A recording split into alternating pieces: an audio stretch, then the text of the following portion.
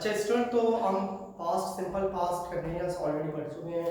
I hope कि आपको समझ में आ गया होगा। लेकिन आपको कुछ भी समझ में ना आए तो आप बेशक बिला झिझक क्वेश्चंस रेज कर सकते हैं, ठीक है। अच्छा, आज हम पढ़ेंगे पास्ट परफेक्ट। पास्ट परफेक्ट को हम किस तरीके से यूज़ करते हैं डेली लाइफ में। इसका टोटल जो रिलेशन है वो पास्ट से ही है। सो दैट मीन्स कि इसको हम प्रेजेंट में तो इस्तेमाल नहीं करते, मतलब प्रेजेंट के जो काम हम करते हैं तो वहाँ पर हम पास्ट यूज़ नहीं कर सकते। लेकिन पास्ट परफेक्ट की अपनी एक वैल्यू होती है, अपनी एक आइडेंटिफिकेशन होती है। तो उसको हम किस तरीके से यूज़ करते हैं, उसका क्या डेफिनेशन होगा, उसका क्या फार्मूला है, और उससे रिलेटेड जो सेंटेंसेस और इसके एग्जांपल्स हैं वो मैं आपको आज पढ़ाऊंगा भी, और आपको इंशाल्लाह सही तरीके से समझाऊंगा भी। Let's start it.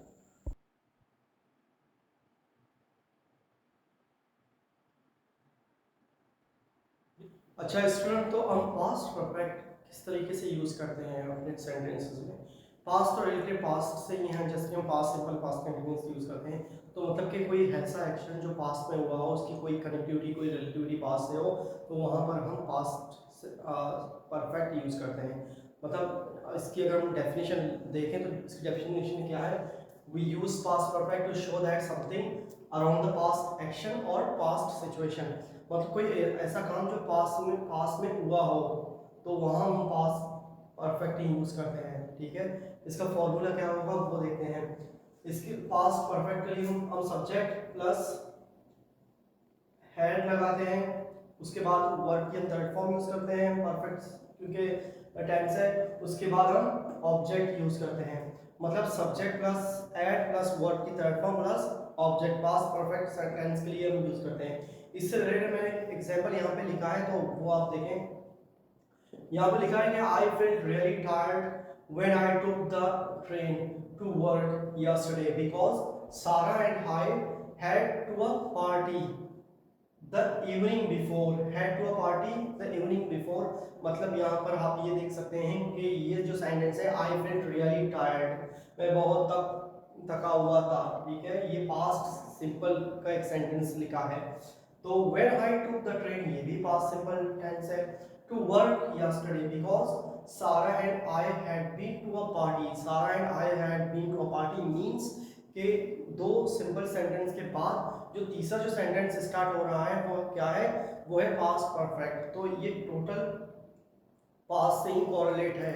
तो यहाँ पर हम पास्ट परफेक्ट यूज करते हैं, मतलब कोई ऐसा टेंस जो काम हम पास्ट में कर चुके हैं तो वहाँ पर हम पास्ट परफेक्ट यूज़ करते हैं। लेकिन इसको हम प्रेजेंट में यूज़ नहीं करते। ये मतलब subject plus had plus verb की थर्ड फॉर्म प्लस ऑब्जेक्ट, ये पास्ट जब हम सेंटेंस यूज़ करते हैं पास्ट में तो इसका जो रिलेशन है वो पास्ट सिंपल पास्ट कंटिन्यूअस से ही होगा। इट डजंट मीन कि इसकी जो कनेक्टिविटी हो प्रेजेंट से हो या फ्यूचर से हो, so that will be incorrect. ये अपने जहन में रख लेना, ठीक है। तो ये तो आई होप कि आपको समझ में आ गया होगा। तो चलिए कुछ और एग्जांपल्स देख लेते हैं।